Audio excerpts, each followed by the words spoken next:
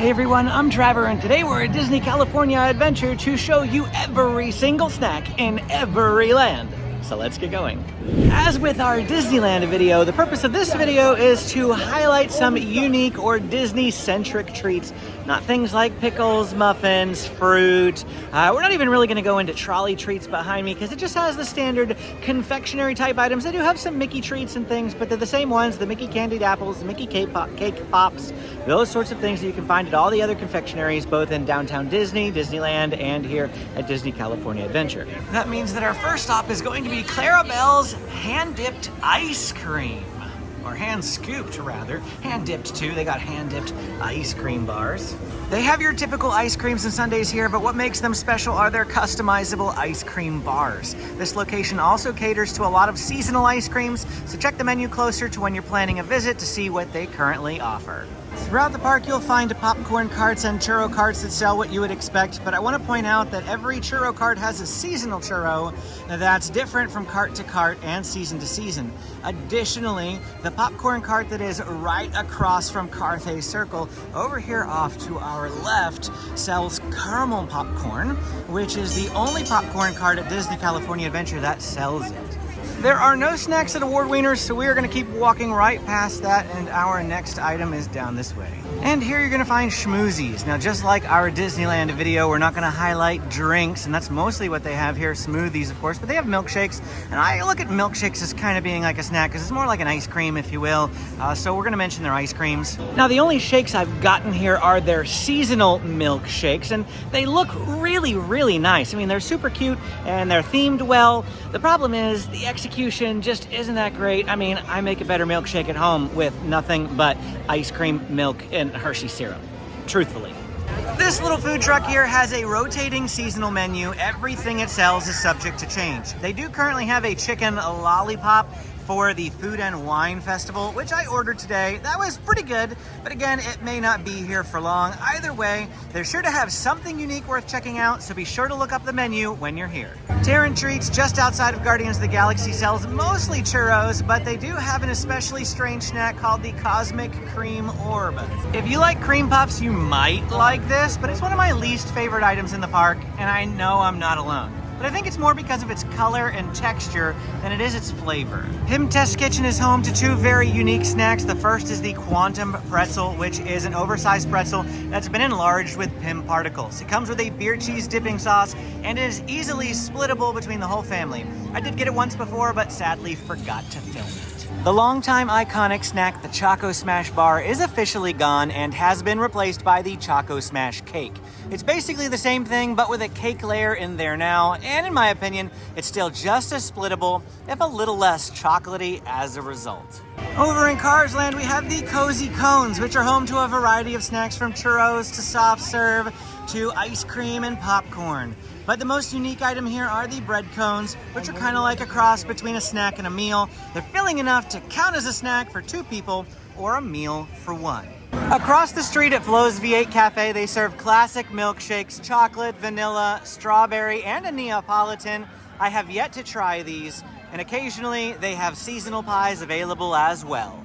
Stepping into San Fransokyo Square, if we turn to our right, the first place we're going to come across is Lucky Fortune Cookery, which does have some pot stickers. I just ordered that today as part of my lunch, and it was pretty good.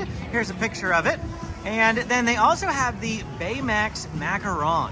Now beware, this is a pretty sweet and rich macaron, though it is delicious. It'll be hard to finish for one person. At Aunt Cass Cafe, you'll find the Japanese-style fluffy cheesecake. Now, I love cheesecake, and this wasn't for me. I felt like I was eating a pillow, and I couldn't get over the texture. On the other hand, Amy, who is generally not a cheesecake person, loved this. I'm a little nervous, but it's very fluffy. Very fluffy. Yeah, I get the name. A cheesecake Amy likes? I think so, because it's not dense. So I don't know what you're gonna think. I like it. It's like eating a pillow. An edible pillow. An edible pillow? If Cocina Cucamonga has anything resembling a snack, it's the San Fransokyo style street corn.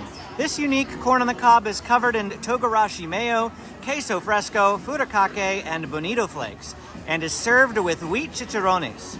I was hesitant about the mayo, but I loved the queso, so I gave it a try, and it wasn't too bad.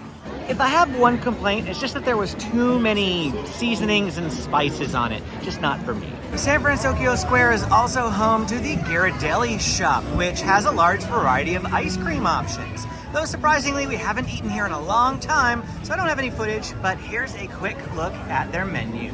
In addition to those sundae options, they do have traditional ice cream scoops as well. Quick nod for a free snack. Come to the bakery tour and they'll give you a piece of sourdough bread. Obviously not open at the moment, but it will reopen in the middle of April. You can check out my construction update for more information about that. To the left of Wine Country Trattoria is the Sonoma Terrace. And while the Mendocino Terrace on the other side has just alcoholic beverages, over here at Sonoma Terrace, they do have a snack. And that is the Bavarian pretzel, which is a different twist on the classic pretzel if you're looking for something a little better than the usual. I think it also comes with this cheese. Well, it does if you add it for the extra $1.50. Now, just like Disneyland, we are gonna bypass the sit-down table service restaurants because those require reservations and they're sometimes hard to acquire. So we're just going for the easy access snacks that everyone can get throughout the park. In Pixar Pier, you'll find adorable snowman frosted treats. Now, this location has soft serve ice cream, but the only flavors are lemon and mango. However, the iconic snack here is the Pixar Pier Frosty Parfait, which is a lemon soft serve on top of a blue raspberry frozen beverage. It's a refreshingly fruity blend that's popular for a reason, and I highly recommend it. Tucked away beside Incredicoaster is a cookie stand that's easy to miss, but one that shouldn't be ignored. The Jack Jack Cookie Num Num is quite possibly the best chocolate chip cookie I've ever eaten, at least when it's warmed up. Be sure to ask them to warm it up if you find that yours isn't gooey. They also have a few other cookie options that are just as good. One that's gluten-friendly and a shortbread cookie. The only snack of note over here at Poultry Palace is, just like over at Disneyland, the corn on the cob with the chili lime variety. If you love Mexican flavors, it is worth a try. Next, we're going to mention Bing Bong's Sweet Stuff. Now, I know I said we weren't going to cover beverages or really the confectionaries, and that's basically what they have here at Bing Bong's. But I wanted to point out that this is home to Memory Refreshers, which are specialty frozen beverages. If you love frozen beverages as much as me, you'll want to come in here and check out their different flavors. Now, I usually get the Sunshine in a Cup, which is a mixture of lemon and blue raspberry. But of course, they have a bunch of different flavor mixtures, including the Rainbow Unicorn, which has nerds on top. I feel like I've gotten the Rainbow Unicorn before, but I can't find any of my footage. I did think it was a little strange, though. I mean, I love nerds, but mixed in with drinks? Then no. Let's pop into Boardwalk Pizza and Pasta and see if we can't see what their dessert option is in here.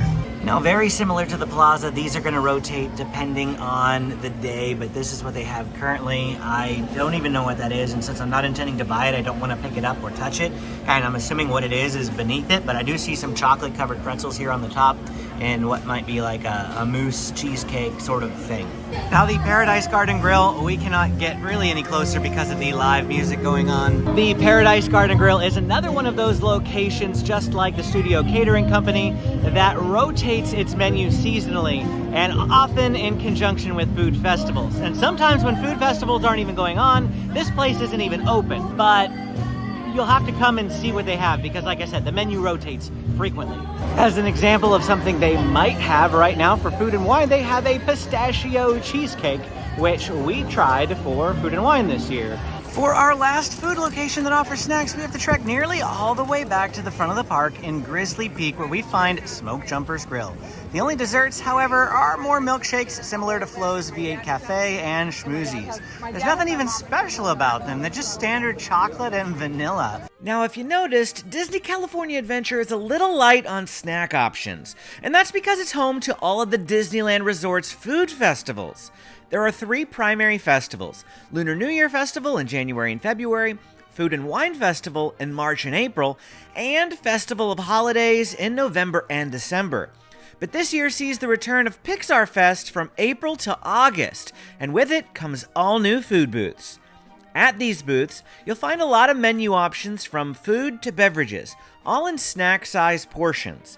But there are also a wide variety of sweets and treats. Be sure to check out the menus if you're planning a visit during a food festival. We cover all the food in great detail on opening day for each festival and have a video up shortly thereafter, so don't forget to check out the rest of my food videos for more information.